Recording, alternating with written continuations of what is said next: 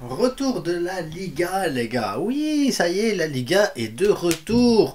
Enfin, le Barça va jouer sur la scène nationale, là où il est le mieux, là où il est fort, le Barça. Oui, parce que le Barça, il est fort dans ces cas-là. Mais avant de parler du Real Betis, parce que oui, on affronte le Betis pour ceux qui ne le savent pas, au Betis, petit point sur le classement quand même, parce que ça fait longtemps qu'on n'a pas été en Liga. Donc le classement, on a Girone qui est premier avec 49 points et un match supplémentaire. On a le Real Madrid avec 48 points, le même nombre de matchs que nous. Bilbao 41 points avec un match supplémentaire. Le Barça 41 points avec le même match que le Real. Tiens, étrange, mais non, c'est pas étrange parce que c'est la Coupe du Roi. Atlético 5e avec 38 points, voilà. Tu perds, tu prends des risques, tu gagnes, tu rattrapes peut-être. Tu dois pas perdre. Voilà. Le mot d'ordre, c'est tu dois pas perdre. En attendant, aujourd'hui, aujourd'hui, oui, à l'heure où sort la vidéo, donc samedi, donc aujourd'hui samedi, on a Valence qui reçoit aujourd'hui Bilbao, qui ont un match de plus que nous et qui ont les mêmes points que nous, donc aujourd'hui 18h30. Demain, on a Real Madrid-Almeria à 16h15. On a le Betis contre le Barça à 18h30 et on a Girone contre Séville à 21h. Ça va être chaud, les gars. Et derrière, si tu te plantes, imagine tu te plantes. Donc ça veut dire que Bilbao prend 3 points de plus que toi. Et Atlético joue lundi contre Granada, m'étonnerait qu'il perde contre Granada. Et là, l'Atlético te rattrape également. Tu es 5e au classement. Tu finis 5e au classement. Tu peux finir 5e au classement après ce week-end. Et au mieux, tu peux finir 3e après ce week-end. Les gars, il faut pas perdre. Voilà, ça c'était le point du classement. C'était voilà la mise en scène. Tac, le Barça ne doit pas perdre. Après, il y a ceux qui vont me dire, oui, mais s'ils perdent et qu'ils ramassent une grosse carotte aujourd'hui, ce week-end, on finit 5e et qu'ils perdent mercredi en Coupe du Roi et qu'on se ramasse une honte totale, une humiliation, eh ben Xavi, il partira. Peut-être pas qu'il partira. C'est ça, les gars, qu'il faut se mettre en tête. Xavi partira sûrement en juin. Qu'il gagne, qu'on perde, peu importe. Xavi partira certainement en juin. Mais je ne sais pas si le Barça a les finances pour... Bon, Xavi, il te demandera pas d'argent, mais pour aller chercher quelqu'un d'autre. Et est-ce que ce quelqu'un d'autre voudra venir au Barça en sachant que les finances du Barça, elles sont négatives? Donc, n'espérons pas voir l'équipe perdre si on veut voir un bon entraîneur arriver en juin. En attendant, l'avant-match, c'est juste après ceci.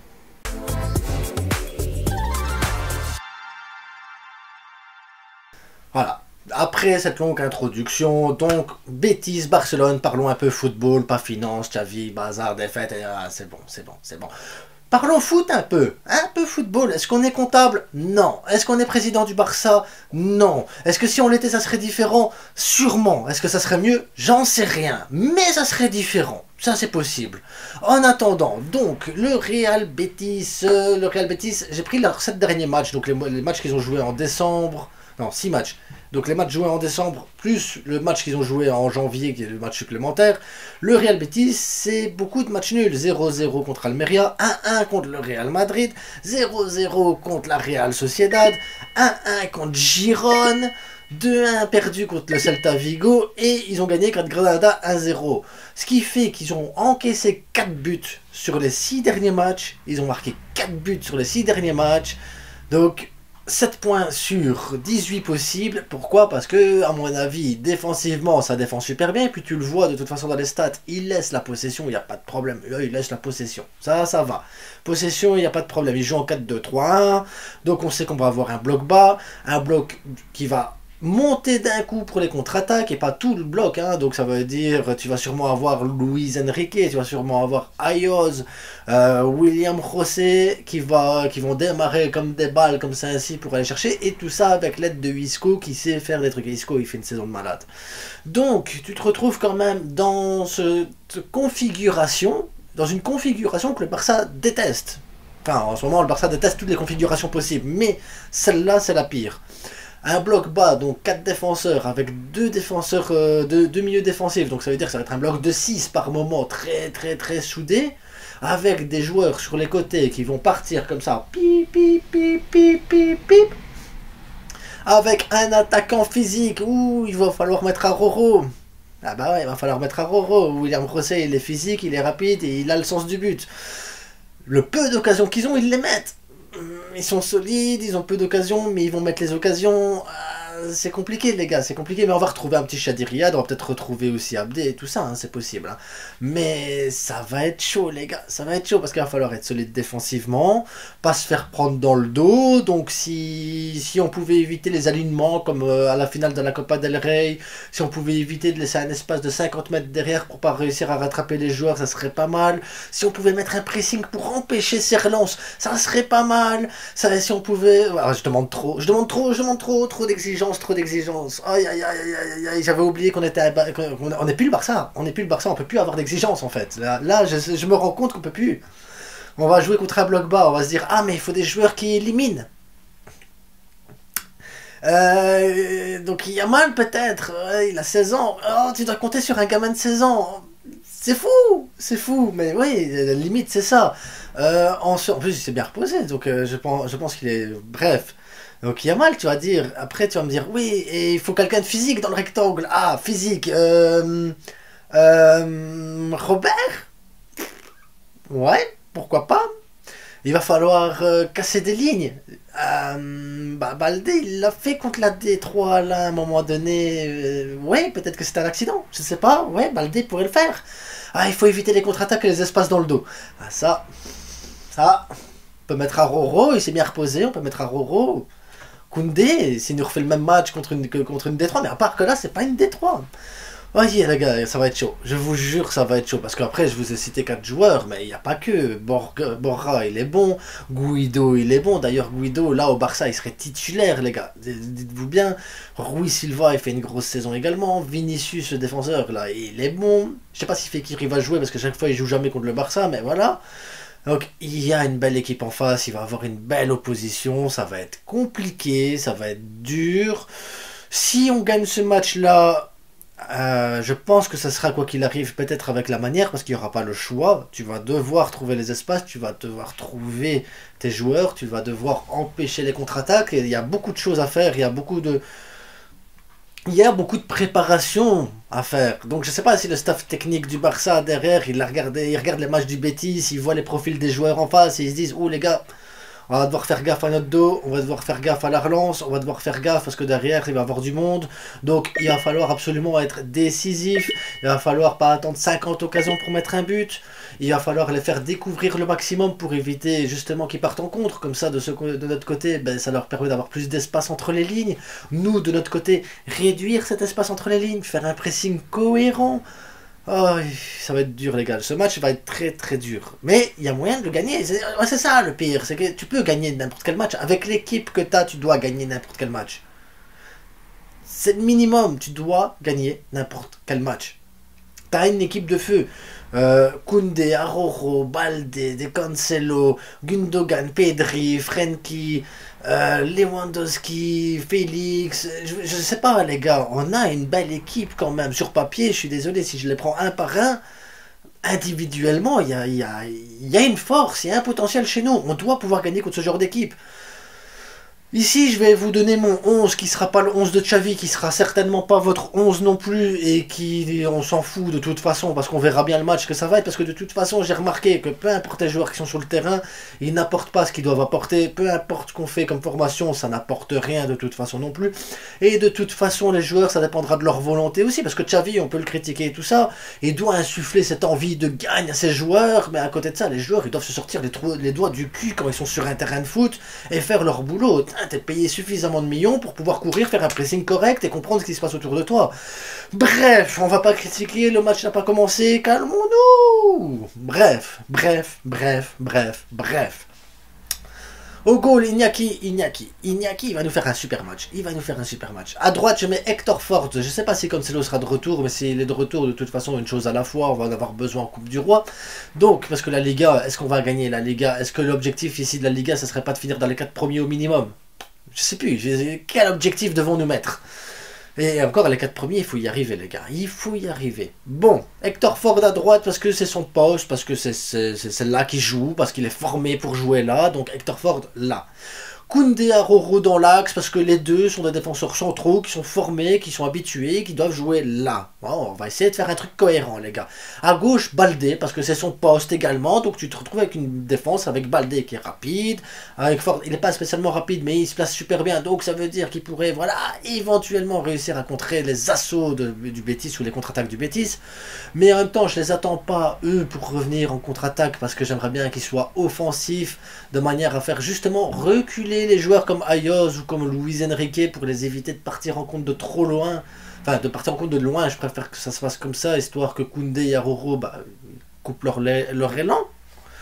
Ça serait le top. Alors, on va jouer avec un milieu défensif, étant donné que Casado ne sera peut-être pas sélectionné, que Casado, même s'il est sélectionné, il ne jouera pas, que Casado, quoi qu'il arrive, il couche avec les enfants de Xavi. Je ne sais pas ce qu'il a fait, ou avec la femme de Xavi. Casado, il a fait quelque chose qui n'allait pas dans...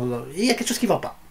Et il doit détenir quelque chose sur Xavi, c'est sûr et certain, il se passe quelque chose. Vous savez, Ricky Puig, là, il sortait avec les filles de Koeman. Est-ce que Casado ne fait pas la même connerie avec la femme de Xavi? Moi, je me soupçonne. Donc, on repart. Un 6, Oriol Romeu. C'est le seul 6 qu'on a au Barça. Voilà. On a acheté un 6. On a fait un super mercato à 3 millions. Le gars, il est 6. Il jouait dans l'équipe quand même qu'elle a actuellement premier de Liga et il était titulaire. Donc Oriol Romeu en 6. Mais pour l'accompagner à gauche, Frenkie. Pour l'accompagner à droite, Pedri. Oh, on prend pas de risque les gars. Moi je prends pas de risque. On va jouer avec 4 milieux parce que juste devant en numéro 10, je place Gundogan. Oh, oui, je place Gundogan. En homme libre, il va aider à gauche, il va aider à droite. Mais je le veux offensif le Gundogan. Je veux plus voir Gundogan défensif, rodé, tout ça. Je veux un Gundogan que quand il s'approche du rectangle, il frappe. Il frappe. Je veux un Frenkie qui s'approche du rectangle, il frappe. Je veux un Pedri qui s'approche du rectangle, il frappe. Je veux que les trois là ils frappent de loin. Vu qu'on va avoir une défense basse avec des lignes rapprochées, qu'on ne trouvera pas Robert Lewandowski, parce qu'on ne trouvera pas Robert Lewandowski, parce que Robert Lewandowski il se cache. Il est là au milieu de la foule, il se dit je suis incognito moi au Barça. Donc des joueurs qui tirent de loin, et ils doivent tirer de loin, il faut qu'ils tirent de loin, il faut qu'ils allument de loin, il faut qu'ils mettent des patates de loin. Et pour les incursions, ben voilà, c'est pour ça que je les ai Baldé, Hector Ford, ils s'incrusent comme ça, ils vont au deuxième poteau, ils montent haut, je m'en fous, ils jouent pas défensif. Oh, comme ça, tac, tac, tac, tac, tac, tac, tac, et on essaie de les trouver, on frappe, deuxième ballon, et là on attaque Robert Lewandowski et Félix. Oui, je joue avec un 4-4-2 en losange, et j'en ai rien à foutre. Parce que ce qui compte, c'est pas la formation, ce qui compte, c'est l'intensité, c'est la manière de jouer, c'est aller chercher les espaces quand il faut aller chercher les espaces. Ce qui compte, c'est l'envie, les gars. Et l'envie, elle fait défaut en ce moment, les gars, elle fait défaut. Tu regardes le Barça, c'est insipide, il y a rien. Bref, il y aura un débrief pour le Real Madrid contre Almeria, il y aura un débrief pour le Barça, et si Girone il perd contre Séville, je sais pas s'il y aura un débrief, parce que je sais pas si je vais savoir voir tous les matchs non plus, les gars, il y a une vie derrière le foot, il faut sortir, prendre l'air et voir le soleil qui illumine les rayons de sol avec la neige, et je suis fatigué. C'est que du foot les gars, n'oubliez pas ça, le plus important c'est ça, c'est que du foot.